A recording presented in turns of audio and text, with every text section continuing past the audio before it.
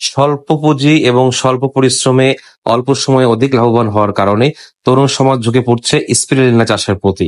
আজকে আমি আপনাদেরকে শেখাবো কিভাবে ঘরে বসেই আপনারা খুব সহজে স্পিরুলিনা কালচার তৈরি করতে পারবেন। সেজন্য আপনার লাগবে একটি গামলা বা বল, সেটি হতে পারে 25 বা 30 লিটারের, একটি জগ লাগবে, একটি এয়ার পাম্প।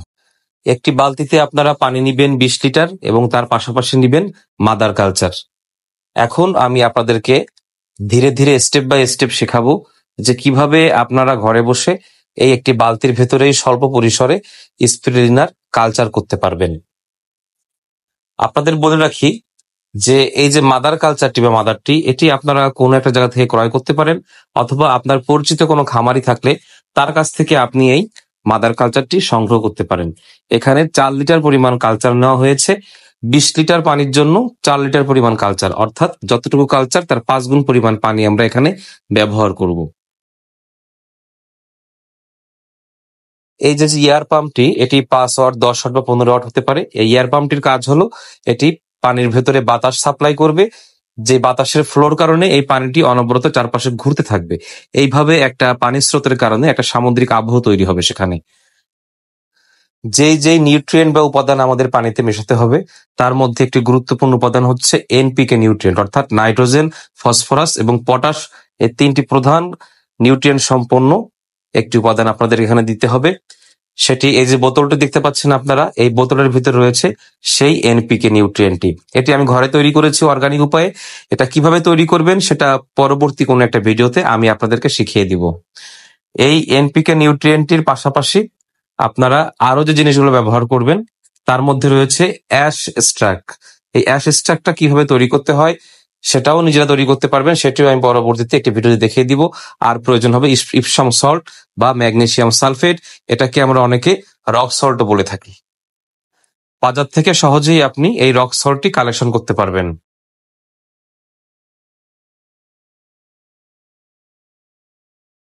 স্পিরুলিনা চাষ করার জন্য প্রায় 12টির মতো নিউট্রিয়েন্টস প্রয়োজন হয়। সেই নিউট্রিয়েন্টস গুলো যখন আপনারা বাণিজ্যিকভাবে চাষ করবেন তখন সেগুলো আপনাদের কাজে লাগবে। ঘরোয়া পদ্ধতিতে স্বল্প পরিসরে চাষ করার জন্য এই যে কয়েকটি নিউট্রিয়েন্টস দিয়ে আমি আপনাদেরকে দেখিয়ে দিচ্ছি, এই কয়েকটি নিউট্রিয়েন্টসই আপনাদের জন্য যথেষ্ট হবে। এবার আমরা আমাদের কার্যক্রম শুরু করতে পারি। আমি আগেই বলেছিলাম যে 4 লিটার মাদার কালচারের জন্য পানি নিতে হবে 20 লিটার। এই 20 লিটার পানি আমি এখন এই গামলার মধ্যে ঢেলে দিব।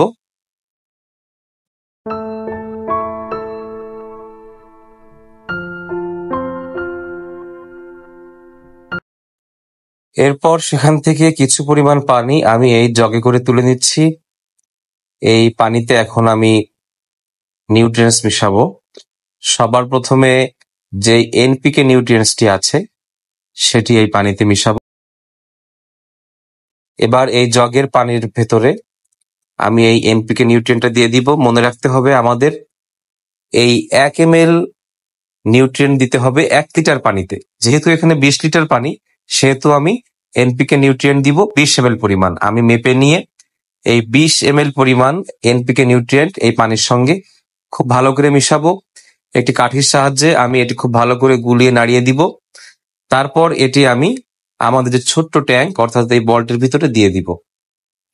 তারপরে আবার এই বলের পানিটিও কিন্তু খুব ভালোভাবে নাড়িয়ে এই নিউট্রিয়েন্টটি পানির সঙ্গে সুন্দরভাবে মিশ্রণ করে দিতে হবে।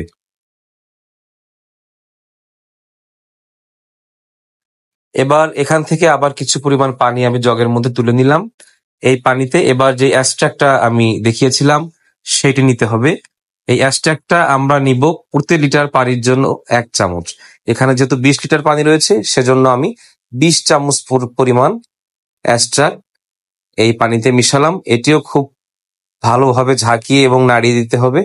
তারপর এটি এই পানির সঙ্গে মিশিয়ে দিতে হবে।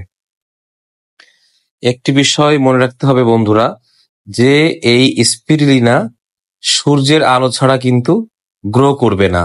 যেই কারণে অবশ্যই এটি আমাদের এমনভাবে রাখতে হবে যাতে করে পর্যাপ্ত পরিমাণ সূর্যের আলো পায়। তার পাশাপাশি এটি আমাদেরকে এমনভাবে ঢেকে রাখতে হবে যাতে করে বাইরে থেকে কোনো প্রকার কোনো ময়লা আবর্জনা এই কালচারের ভেতর যেন না পড়ে।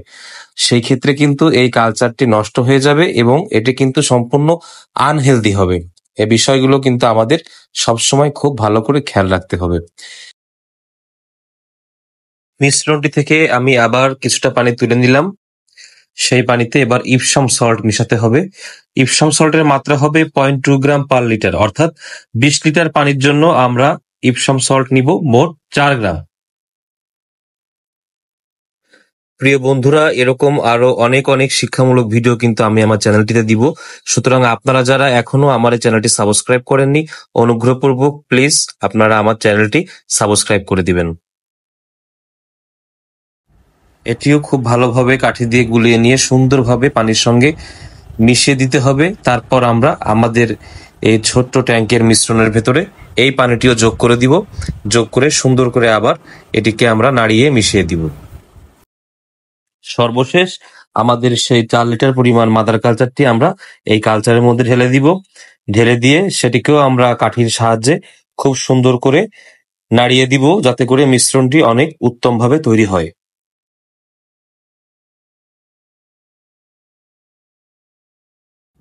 এবার আমাদের সেই এয়ারডটটি আমরা এই ট্যাঙ্কের ভিতরে দিয়ে চালু করে দিব।